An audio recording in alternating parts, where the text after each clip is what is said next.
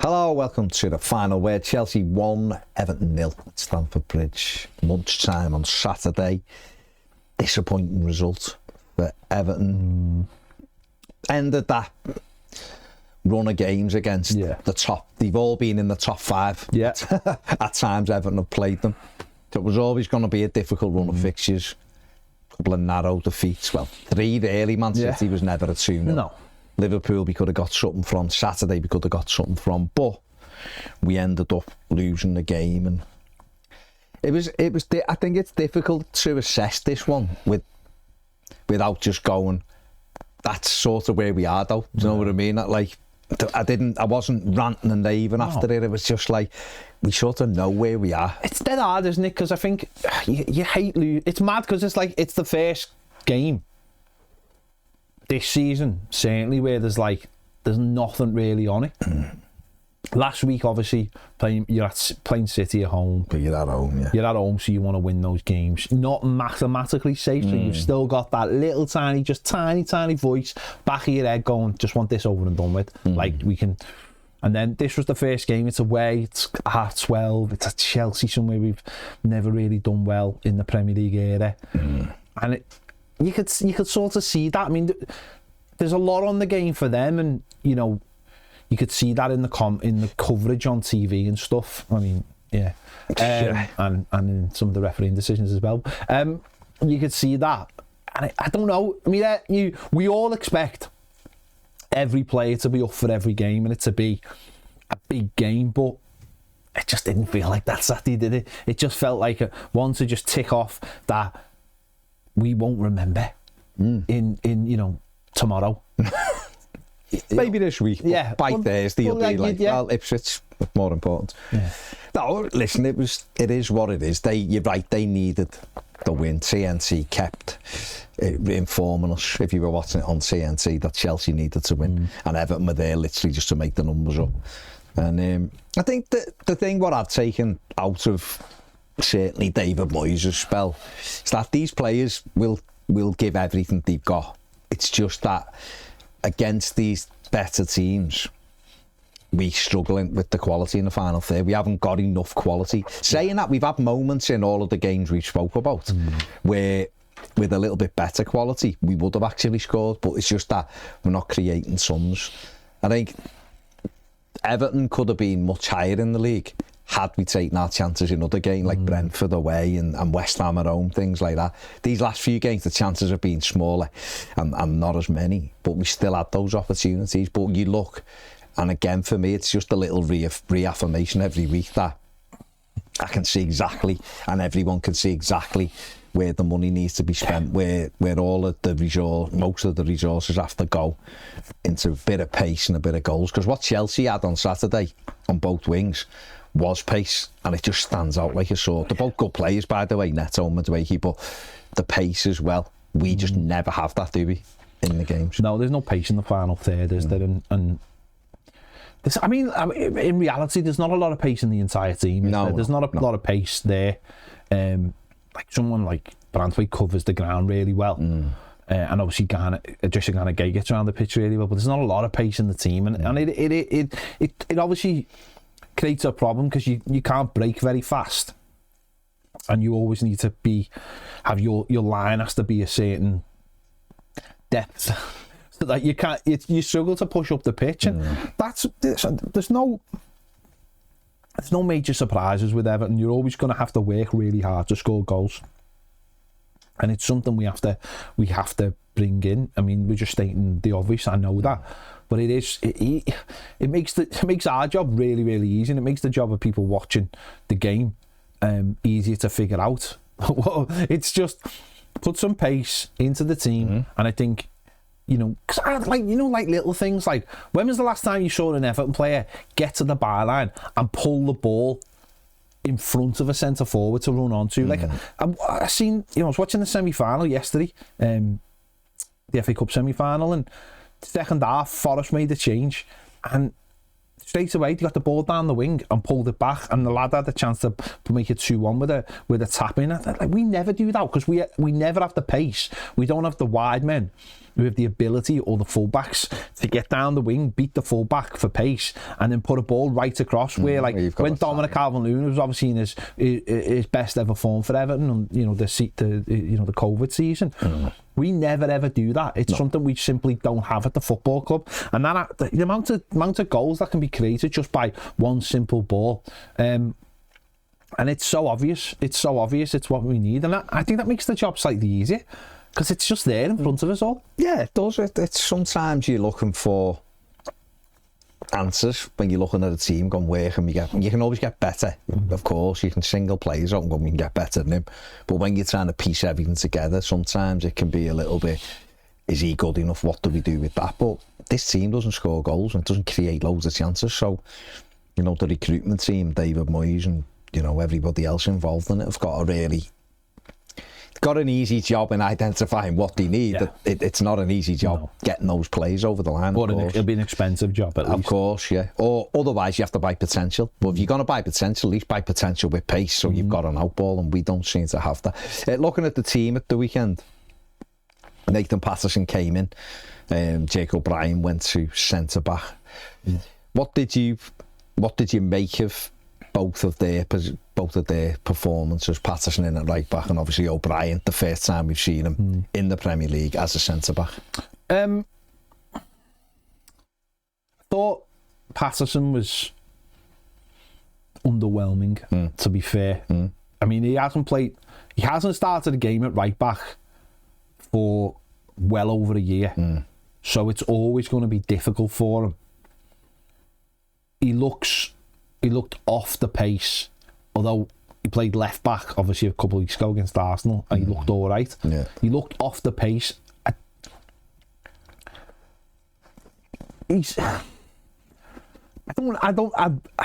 don't know.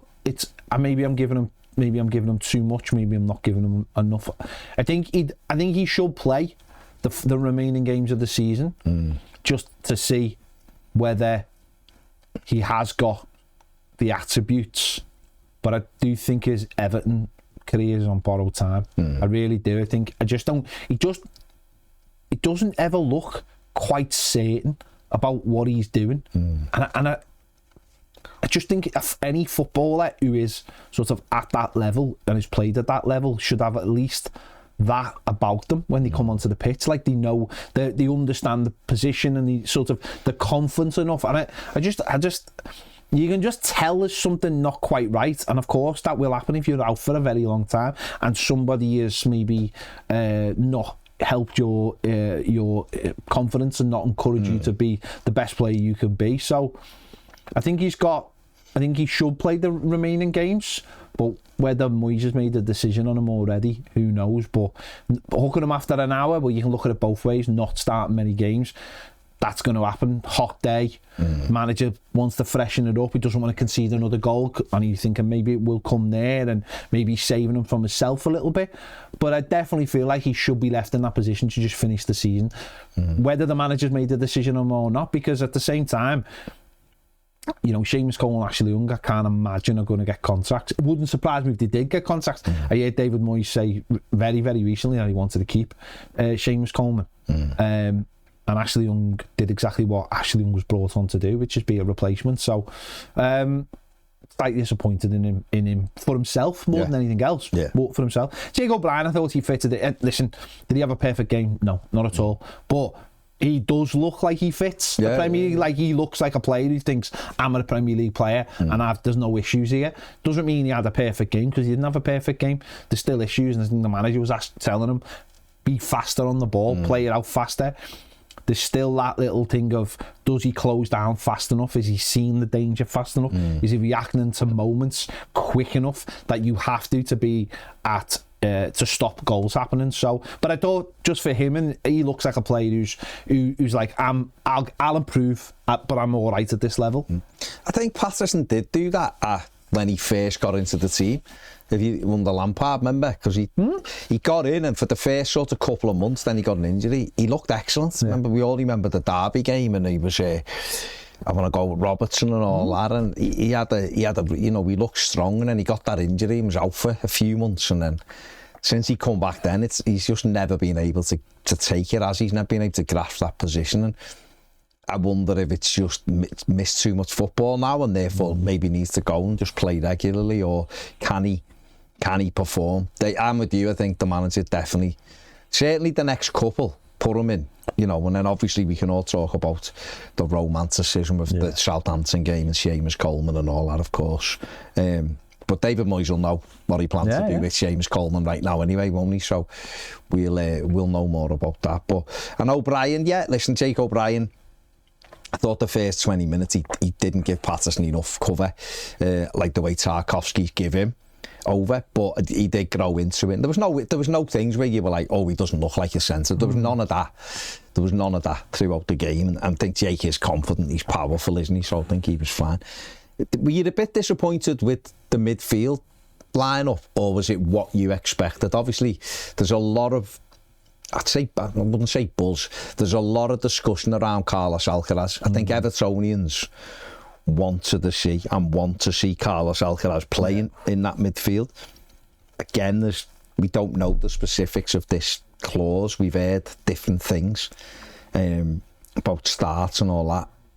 We think, or we've been told, but we don't know if it's real, that it was sort of like 9 starts. 50, you had to start 50% of the game, sort of thing, when he come in. He's at 4 and there's 4 games to go, so he wouldn't hit it now, therefore it wouldn't trigger Everton's obligation. Do you think that's been part of David Moyes' thinking, or do you think maybe David Moyes is just unsure about him and that's why I think it works both ways, doesn't it? You want to play him, but you know if you play him in too many games, you're going to have to keep him, and that has to be, it's one of them, isn't it? It's like, I'm sure they put it in the contract, didn't they? Which is weird because it jeopardises him staying at Everton. So it's a weird clause, that. They were obviously very confident that we'd be bowled over by him, and he would start every game.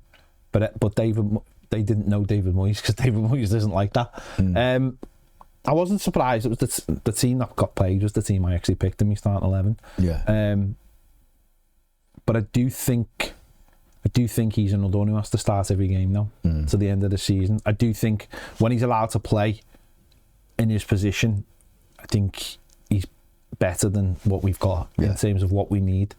The Corey flits in and out the game, and if he's not doing something big, he's not doing anything. And I think Carlos Alcaraz actually grabs hold of the game. But I can understand why the manager looks at him and says, you know, in terms of like, can you do enough in an away game like this where you're not going to have loads of the ball? Are you going to affect the game enough? Are you going to be sort of, are the moments you can affect it big enough that when you aren't involved in it, what else are you doing? It picks up the slack in many ways.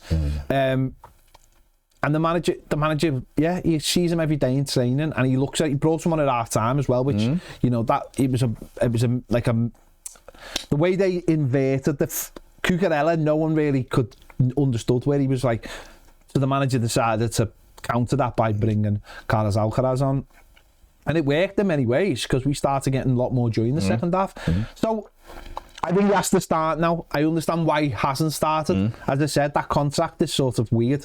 Doesn't really help us or them in many ways. But now we have to have a good look at him, because there's certainly a player in there, and I think fans like him. But obviously that's because when he first came in, and like the Palace game, he obviously hit the ground running. He's not done loads since obviously the cross against West Ham to help set up the goal. He hasn't really done loads, but you can definitely see a player in there, and he is someone you go, you need a run of games, and this is now the perfect run of games. The next 3 are good games. Fulham will be tough, I know it will be full, and then Newcastle takes care of itself, doesn't it? Because let's be honest, they'll be well on the beach that nobody day, will actually care. No. So yeah, I think with Alcaraz, I think he's definitely a player who he can play 3 positions and he's comfortable on the ball. And we've had moments where he should have had more assists. You know, you think of Wolves away. Should have had one in this game. This one he could have. Yeah, should have. McNeely had. I remember Brentford. He broke twice and one should have been squared to him. And so he's that kind of player. And I like that. Wolves as well. I like that. Wolves. That's what I'm saying. Wolves the one towards the end for Beto. He gives it for Beto. So I think when and Liverpool, when he drives like that with the ball, I don't think there's many better than him. Like certainly not that's what I meant in our team. There's definitely no one better than him when he's driving with the ball. So, even for 15 million, I think is in this day and age isn't actually. I think it's quite a bargain for a 22-year-old, but he's got to go and prove it to the manager, of course, and now he's got the opportunity. I think David Moyes, listen, if he wants to core his legs in that midfield, drop James Garner or drop a Drisser. You know, I wouldn't, but I mean, you can, because the core, if you need them in the... I actually thought he wasn't at his best on Saturday, putting it mildly, the core, but he does do a lot of running. Put him deeper and let him go and put out fires further back. And then give the ball to Alcaraz, because I think when you're playing in a number 10, that position as an advanced midfield player, certainly for Everton, right now as well, when we've got Beto up there, you've got to be able to look after the ball. And Alcaraz is someone who will get on the ball, and he's got that ability. He can shoot, he can beat a man, he sees a pass as well. And I think that'd work better off our striker, but... I think we've got to... You can look at it both ways. We were talking about before on the other live show, talking about like, say Moyes like Souček. Right, we can understand you can understand why he would like him. Adam bought him, play, you can toss a ball into the box, and you know he's going to react to it. Or he scored a great goal against us, didn't he? But why not have a Carlos Alcaraz in there as well? Because when you look at our squad and how it could look come the 1st of July, it's going to be decimated. So you look at it right now and go, this needs quality injected into it, and it needs more players. So if it loses players, it's going to need quality. So why you should look at him and straight away and go, he's a good player. Might even start games for us, but that's the kind of play we need. And then we have to get one better than this summer. But at least like you're giving yourself that chance, aren't you?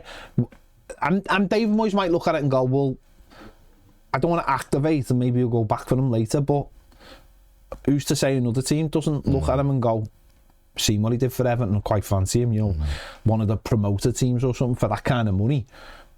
Why wouldn't you? He's got loads of, like, a season and a half of Premier League experience now. So, but obviously the manager's got to be impressed. Yeah, well, hopefully he can have a strong finish of the season, and you know, we can see what he has got. Thought they started the game much better than us. They were quicker to every ball. And when we tried to get it, I don't just mean to Beto, when it was going wide, and Jai lost the ball, Casado just had it comfortably, marked him out the game. Harrison couldn't keep it. Beto didn't keep it. The core, he kept giving it away. So every time we sort of got rid of a little bit of danger, it was just back at us. You know, and we had Jordan Pickford made a really good save from Madueke. I think O'Brien he gets out to him and then just allows him to shoot. I think he's got Jake O'Brien, one of the things I'd like to see him do is get tighter. Don't let that shot get off. Pickford made a really good save diving to his left.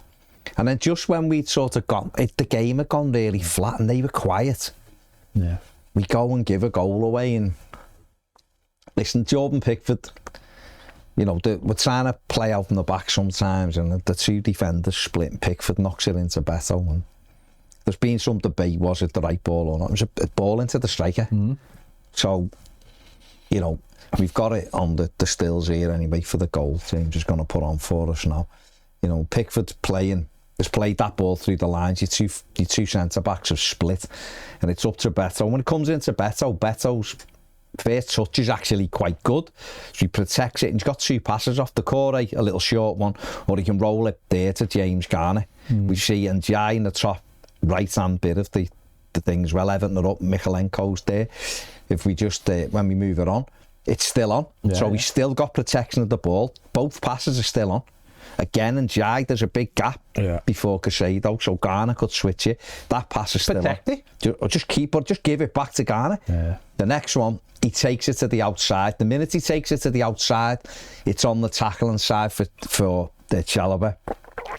Chalobah puts a tackling, you see the arrow, that's where the ball's going to go, because Beto's lost control of it. It goes on, and then Endo Fernandez can just run into that gap now. There's a big gap, as you'll see here. on he goes, and then he's got that pass, and we've got Branthwaite, I've circled Branthwaite, so there's a bit of space between Branthwaite and Nicholas Jackson. We take it on again. Now Branthwaite gets over, and Jackson's just about to turn here, and Branthwaite, I've done the arrow again, if he just takes another couple of steps, that shot's not on, and then Jackson's got to try and beat him 1v1 then. It goes on, Jackson throws the foot back. Now look how Branthwaite's got across to there. Another step, that shot is not on. That's all. He stays where he is. Jackson fires it past him. And obviously it beats Jordan Pickford and it's into the net. And it was a goal that was so, I imagine, I was frustrated because they hadn't had to earn it. It was us, it's in. Beto has to do way, way better than that. Protect it. The managers come out and said it. You know, like I said, the two highlighted the little one to the Corey and spin, or off to James Garner and spin, and off we go. And I don't know what he's doing because he's taking it to the outside of him, which has allowed that tackle to come in. I'm just not aware, I don't know. But then, for me, Branthwaite's got to start. We sort of do like half the job of defending. We get in a good position, but then don't go and close down. Jackson, he just stands in front of Jackson. If he travellas it round him into the top corner, you go, oh my God, what a goal. But what were your thoughts on that? Yeah, I mean, it was a terrible goal to concede. I seen Pickford getting a lot of stick about it, you know. Even the original pass, how bad the pass was. Well, I'll be honest, it doesn't really matter how bad the pass was. Beto gets it under control in his first touch, and then is afforded 2 more touches.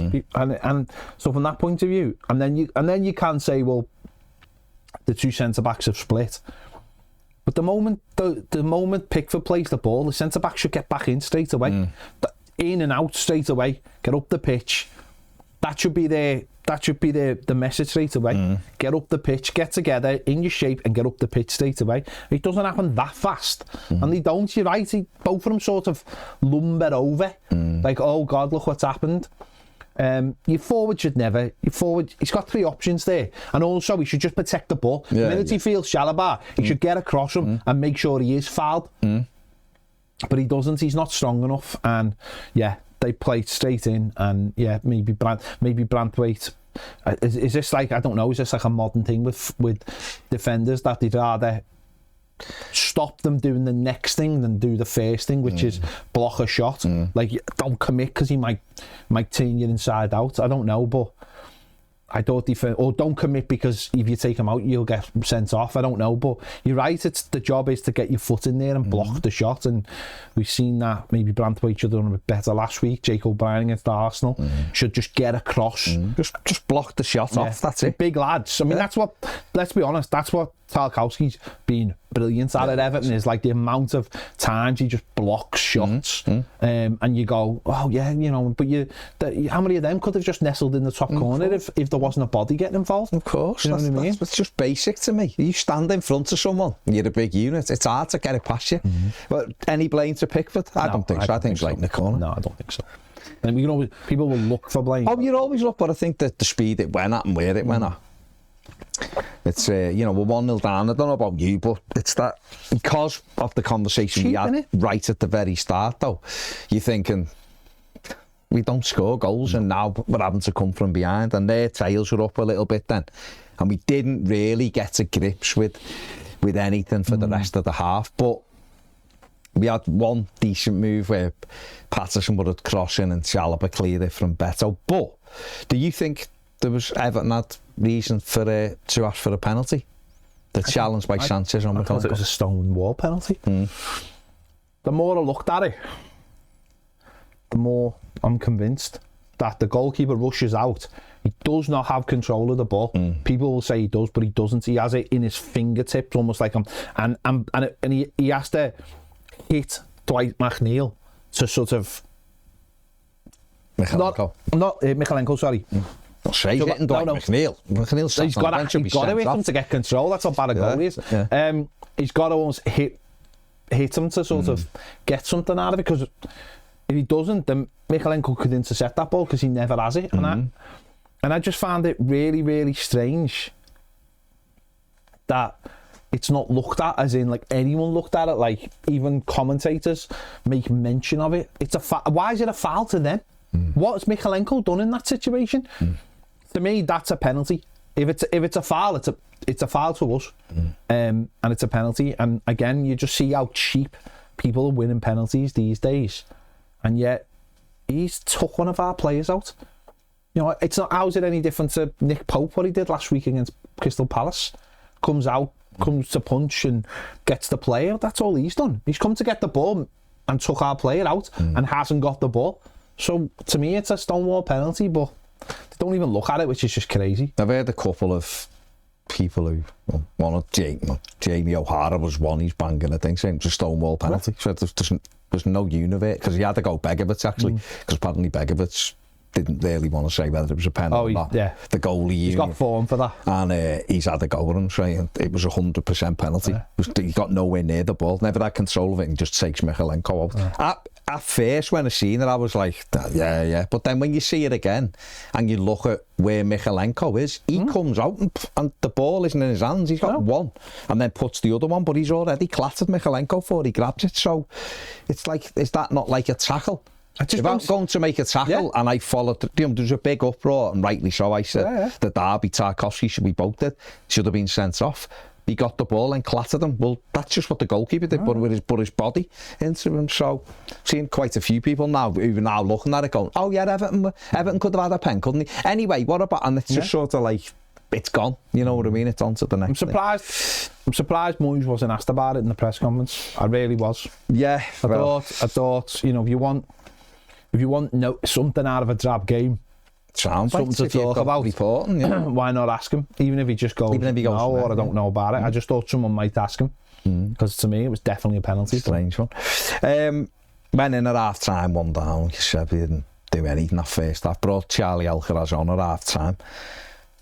Didn't really make that much difference in the opening sort of 10 or 12 minutes, but then the manager, just before, he was getting ready. We were getting ready to make those changes, weren't we? More changes. And Everton actually had probably the best moments in the game from our perspective with a Beto shot. We've got some of the stills from it here. Was our best sort of moments. The ball through, Jack Harrison is onto it, and that's the arrows there where Beto likes. It's the only chance we had to do it all day, to be honest. And Harrison just puts it in behind. Beto goes on with it, and his only option from there is either hold it up or take that shot back across the goalkeeper. He's got no one in support really, has he? Harrison's getting up from making the pass. Beto takes the shot on.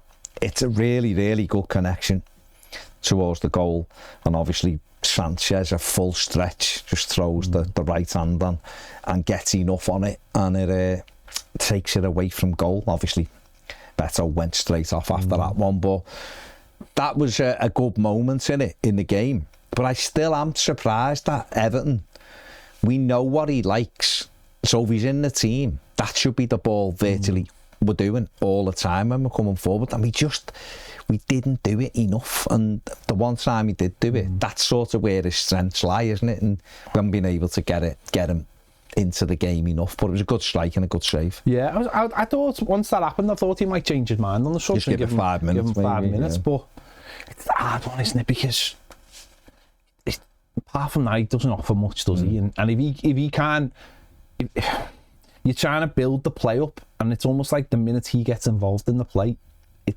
breaks down. Same with the core. That's what I'm saying. Why aren't we playing? No, because we're not getting up to that position in the first place, are we? Do you know what I mean? We're not getting into that position in the first place because he's not giving you someone to play off, and it puts pressure on other players who are equally not as comfortable on the ball. That's probably the nicest way to say it. Yeah. And the manager wanted to look at something else, and it was weird because when he made the subs, then it was like the approach play was better, but then there was no one up front. No. So it was just like, again, it was just like we've improved, but because we don't have that genuine. Should he not have just took the core off and just left Beto up then? I mean, I'm playing slight devil's advocate here because I do want to see more of Chibiti, because I want to see what Chibiti can but offer. At the same time, we have created more opportunities. We just haven't had anyone to finish them off. Would that be the same if we'd gone two up top? we won't know. And that's the dilemma the manager's got, because he's just got like a box full of players, and they just don't fit together. That was a really good, I mean, Sanchez has let some clangers in, hasn't he? But it was a really good save. They had a couple of moments themselves, obviously. Madueke, took Patterson off, put Young on me, didn't really get as close to Madueke either, but Madueke had another run and we've just let him cut inside the box and have a shot, and Jordan Pickford had to make another good save. But we did cope with them quite comfortably. Cole Palmer just looks shot. I don't know what's wrong with him, but he was just not in the game, was he? We saw a year ago how he absolutely destroyed us, didn't he? But he didn't have a kick. It's you with you had to go with a celebration before the Goodison game. And that's it. He's literally put the heat up. You did put the heat on Cole. No, they didn't, considering how many good players they had. Neto and Madueke had good moments. They're not a very good team. But as a team, they're not gelled. They're not a very good team. Not good players. Don't get me wrong. I mean, they could become anything they want, but they're not a very good team. Maybe, shows you the level of the Premier League at the moment, that they're in top 4. Who am I to say? But no, they were there for the. I mean, funny enough, there's a team going to play next week. I'll be very interested to see what that scoreline is, because I think with a little bit more, couple of more players who just have a little bit more ability on the ball, I think we easily would have scored.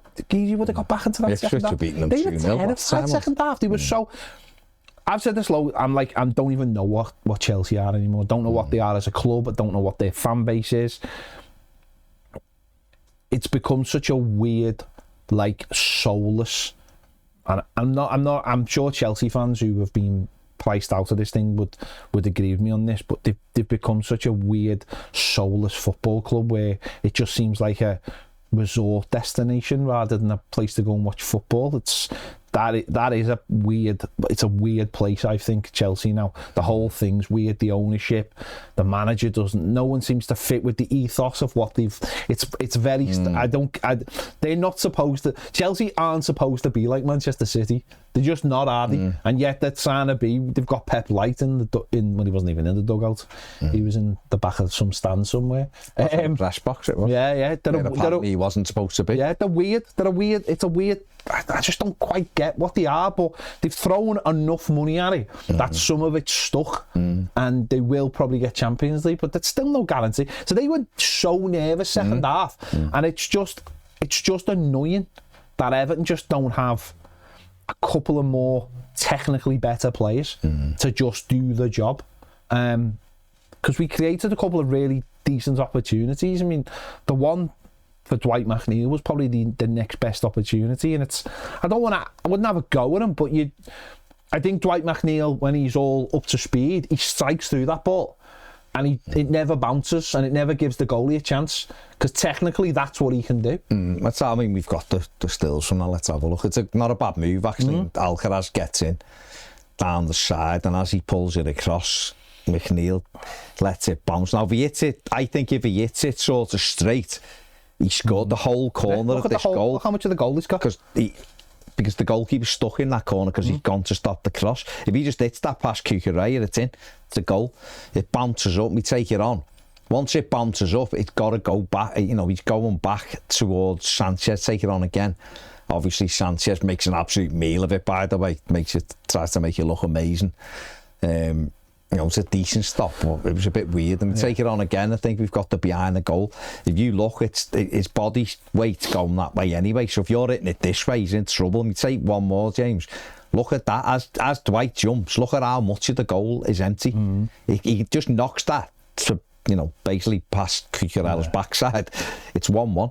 And I think that's what you see David Moyes on his hands and knees with that one. You get the plaudits because he's forced the goalie to make an amazing save.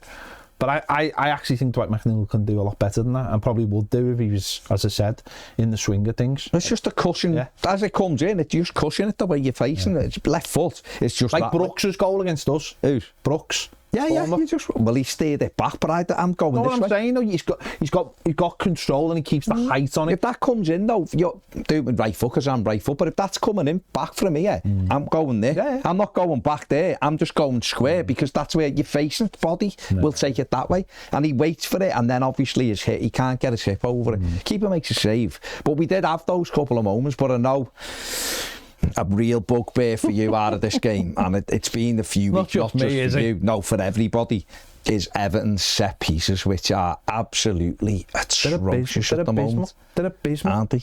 They're embarrassing. They're embarrassing for a team like Everton. And this is one thing that hasn't been improved under David Moyes, is the set pieces are abysmal now. He said it himself, though, to be fair, hasn't he? So, the deliveries are woeful. Like, James Garner's deliveries are pathetic. Like, this was a lad that was sold to us, that is, the set pieces are amazing. Because at Forest, he was unbelievable. And yet, they've been terrible at Everton. Every set piece is like, not every set piece, but what I mean is like direct shots and everything. He's not really done much. So why is he continuing to take? So in this, he gets 2 opportunities. He gets one from that save. He does, yeah. And it goes straight to the keeper. So the keeper's like buzzing. He's just made a big save. So he's going to be cocky and confident. Yeah. And we just float one to him. And then we get one in the last minute, like we got one at Anfield where Jordan Pickford comes flying up, and you're thinking, good delivery, bit of pace, put the goalie under pressure. No, same thing again. So there's no variation in it. There's no, it hasn't had the, it hasn't, there's no input, it would seem, from the dedicated coaching member. It's just put it in the same place again. And if I'm a centre-back, if I'm one of the centre-backs there, I'm pulling my hair out. 6 foot plus centre-backs, and you've just floated to the goalie.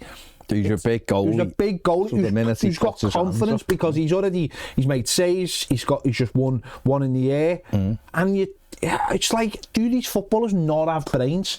Do they not have brains to go, right, I'll try something different, I'll drag someone to the near post, or I'll drag someone out, we'll change the angle. All the Chelsea players are going to be thinking this is going in. Pull someone out, do a short, change the angle. No, it's the same old. And you're like, honestly, the manager must be standing on the touchline going, what's the point? What's the point of anything ever again? You knock it in, the same again. He just takes it again. And then we have a situation where the ball comes in, it comes out to the core. We've got bodies in the box, we've got to run it. Is it Michalenko? What is that? Someone pulls wide again, and if the core just reverses the pass, we're in round the back, and he just dinks the ball back in, and Sanchez just comes and saying, you're like, what are you, like, why are you dinking it as well? They're all nervous. The fans are nervous, the players are nervous. They're thinking, we've got to hold on to this. Like, make some chaos, make it difficult for them. Put one flat in with a bit of pace. Ask the question, is the first bit, because at least if one of their players heads it and it goes out, you're building that little bit of tension. Or if one of you might come back to, but no, the last place you want to put it isn't. Once the goalie's hand, the game is over. You've effectively finished the game for them, and you just think. And I just can't have that. I can't have that when I've watched players at Sunday League level put better corners in. Just they think about the game. Drive one to the back post, mix it. It was just a bit mad. So they're the moments, and that's why. Block the goalie off as well. Yeah, of course. Get someone in front of the goalie. Well, the one thing I didn't understand with the last corner that we had was that Dwight McNeil was on the pitch. So James Garner's put one on the goalie, curled it into his hands. So why not let Dwight McNeil go on? And it's an outswinger. Probably kick it out. No, with an outswinger, just to try something different to make them go, oh, what's happening with this one, James? Like you said, James Garner at Forest, I don't know, 9 assists or something. The set pieces were excellent. Or you could even go, take Dwight McNeil over and use him as a decoy. Have 2 of you there. You could use him as a decoy, because then they're go, he's going to in-swing it, he makes a run to the outside, then they all pull out thinking he's going to go short, and then you throw it in. There's loads of different things you can do. Nah, just throw it in, and I'll just let the big goalie catch it. The Corey one done me head in just as much, because he had a reverse pass. It wasn't a difficult pass. We pulled wide and loads of space, just give it there. And he turns back in and just dinks it in for the goalie to come and claim it. And you're like, what is, chasing the game, but it's one of them though, isn't it? Obviously 4 games to go. We know we need to see a cup. Well, the manager will do what he needs to do. We're saying it, looking at the big picture, going, want to see a bit more of Chimiti. Well, I mean, what did you make of Chimiti when he come on? I thought he was poor. Did you? No, I thought, like, again, chomping at the bit to get on the pitch. You weren't in the squad last week. He's like, again, he wants too much time on the ball and he's going offside. I understand that. You drift, you're trying to find the line and all that. But, like, get the ball into you, get it out of your feet. You can't wait round. You can't, there's too much, you can't have the time. You know, we said the same about Tim Irabunum when we played Arsenal, wasn't it? Players want too much. It's the Premier League. They're going to be at you. You're training every day. Maybe the intensity of the training needs to be turned up a little bit or something. If you get it in, get it out straight away, have that understanding, and then spin behind and be gone. But if you're giving it away straight away, and it's not good enough, and people can go, oh, you're young, we all want to be like impressed straight away. There isn't that time. And David Moyes, I think he'll have made decisions on quite a lot of these players. I think he will have had to by now. Contracts need to be sorted. Players need to be scouted for next season. You need to know who's coming, who's going. And it might be in the next few weeks the last throw of the dice for some players. Other people like Schmidt, like Irabunum, might be looked upon as players who will be available to go out on loan next season because they need games.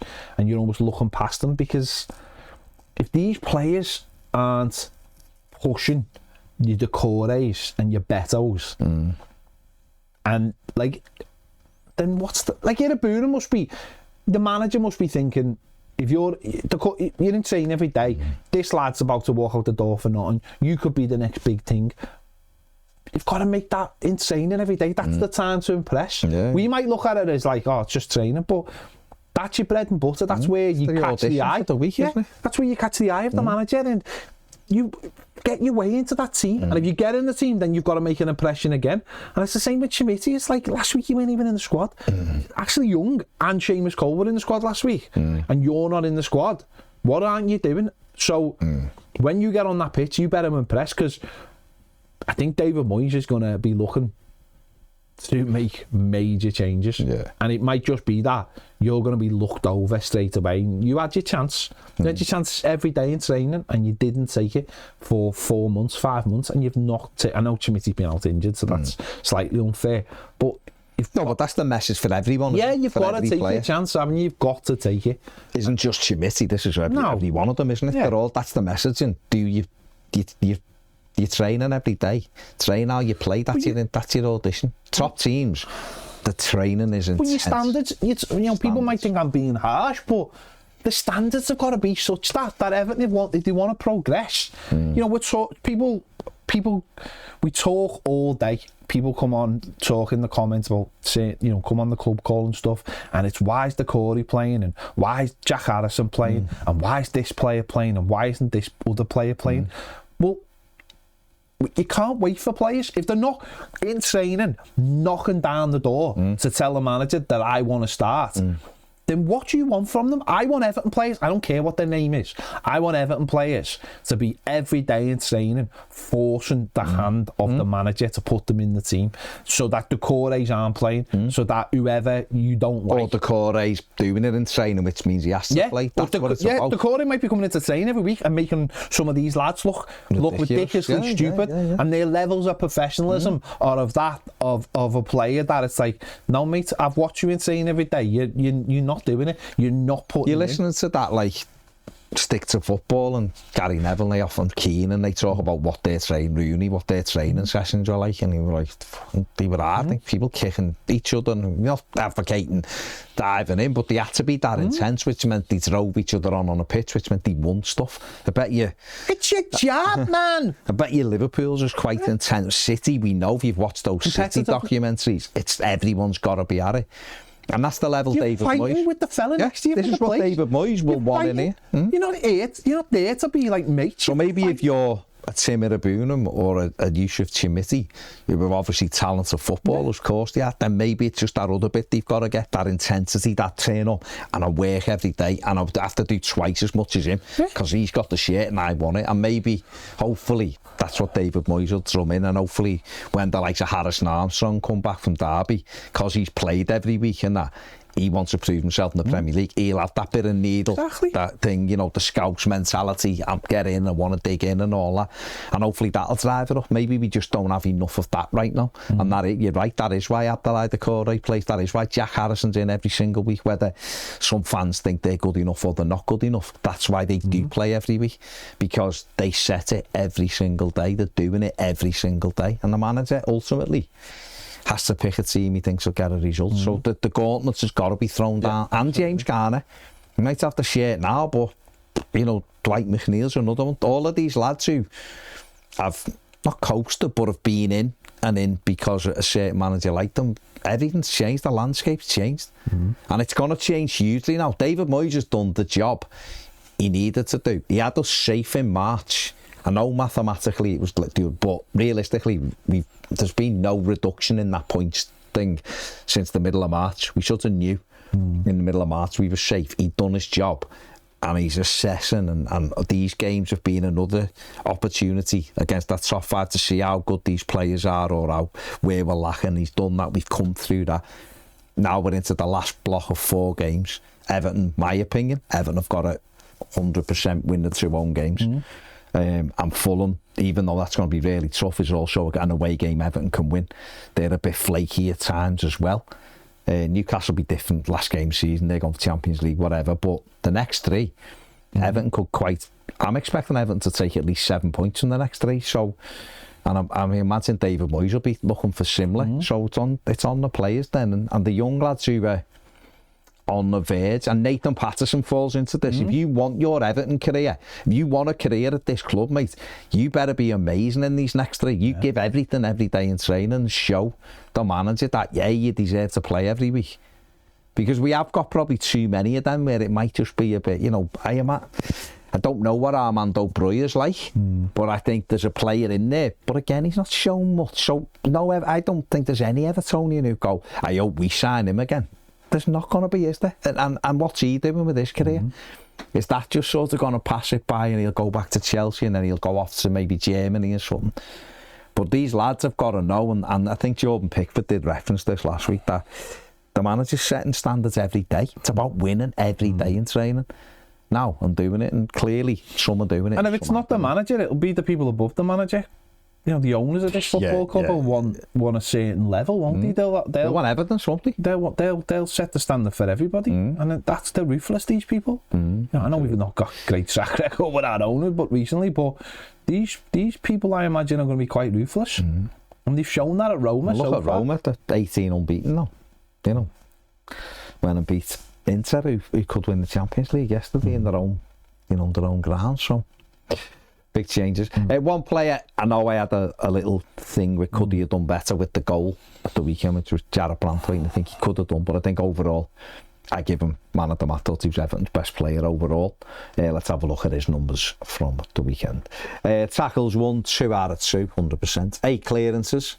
Won 75% of his ground duels, 3 ball recoveries, and had a passing accuracy of 88%. And you can see his heat map there. I thought he had a good game, some lovely passes actually at times. No, he was my man of the match as well. I think he was just on it, wasn't he? You know, could he take up that leadership role left by Tim Tarkowski? And I think he did, to be honest. I thought he was organised. I think he was organised, and he made sure he was in the right place at the right time. Yeah, the goal, he can do better. Just another step to his right. Better. That's all it is. But I thought for the most part he had a good game. So we haven't got Alcaraz's numbers, but Alcaraz's numbers were actually very good as well when he caught, I think 93% passing accuracy. I think he only misplaced 1 pass. So that's good. I think 75% of his dribbles completed, things like that. So I think he had a real positive impact as well, Alcaraz, and he was in my thinking for a possible man of the match as well, just because he come on and done something you said before. And I think you're right. I think the manager might have alluded to this as well. The other subs didn't really impact it, whereas he did. And that's the thing, when you come on as a sub, it's to impact the game, isn't it? Let's have a look at the overall stats from the game. There you go. Chelsea 1, Everton 0. 10 shots to 6. 7 on target for Chelsea, 3 for Everton. The XG, 0.88 to 0.44. And look at that, 45% possession. away from home at Chelsea. That is, Everton don't like the yellow shorts. They could see each other. Is that what it was? That's what it was. They could see each other clearer. So that meant the passion was up. Also wasps could see them as well. Honestly, they looked like a bin at Alton Towers. Fair play. Full of wasps. Yeah. Fair play. But there you go. Yeah, it happens. Onwards and upwards. Ipswich at home on Saturday, the last 3 o'clock ever at Goodison Park. Going to be an amazing display by the 1878. Make sure you get involved with that as well. And hopefully Everton, the big thing I think for us is to sign off these last 2 games at Goodison Park with 2 victories. And then 2 wins, 2 wins and maybe get something at Fulham. Could mean Everton finish decent. Decent position with 3 behind Wolves, aren't we? Which was always going to be the case, but they've got a real tough run in now. Wolves, they've had a great run of fixtures, which they've won loads on the run. Has got them out of massive trouble. So we've got to put the pressure on them now, and obviously Spurs are getting dicked by everybody at the moment. So finish above them, dicked. Went they? And United have got a hologram in goal, so be disappointed if we finish below them. So we've got an opportunity to put ourselves right in the where we are and stay around that position. But it all starts at the weekend. There you go. We're carrying on now on Toffee TV Premier, discussing all your comments. This has been live on that. If you want to join that, the link is in the description. QR code's on in a minute. Make sure you like and subscribe to the channel. We're edging closer to that 100,000. 840 odd away from 840 odd away from it now. So if you haven't subscribed, please do. It takes a sec. Thanks for watching. See you later.